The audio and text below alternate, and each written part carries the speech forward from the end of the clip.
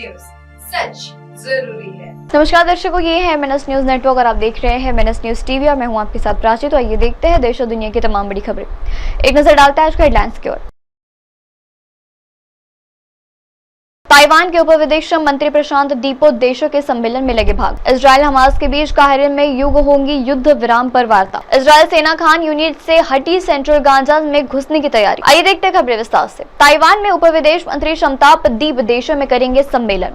Taiwan के विदेशी मंत्रालय ने रविवार को बताया कि इस सप्ताह डोंगा में प्रशांत द्वीप देशों के सम्मेलन में देश के उपजिला विदेश मंत्री हिस्सा लेंगे।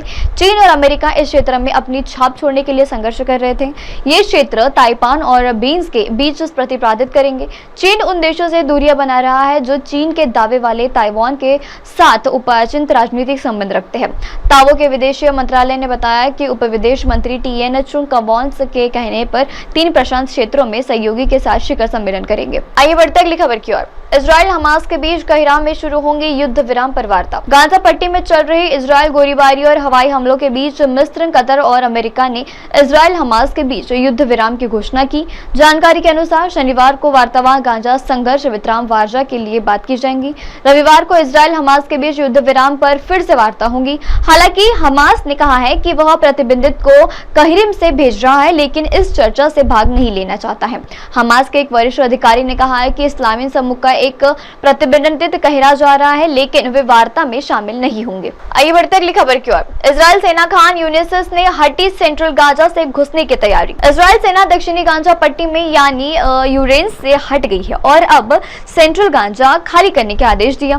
फिलिस्तीनी सुरक्षा सूत्रों से पता चला है कि शनिवार को कहा कि काना और यूरेस से इजराइल सैनिकों की वापसी के बाद देखा गया कि वहां आवासीय भावों को भारी नुकसान पहुंचा। सूत्रों ने कहा है कि शहर से उत्तर पश्चिम की परिस्थिति हादन शहर में नुकसान जताई हुई है, जहां दर्जन अपार्टमेंट ध्वस्त हो गए और टावर टर्न हो गए।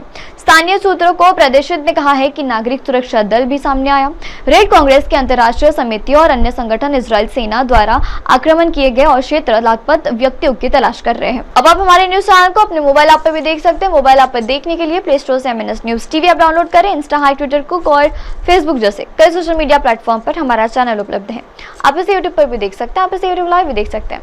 अब वक्त तो दर्शकों ब्रेक का। ब्रेक लौटने के बाद देखिएगा देश और दुनिया की तमाम बड़ी खबरें। बने रहिए MNS न्यूज टीवी पर। नमस्कार।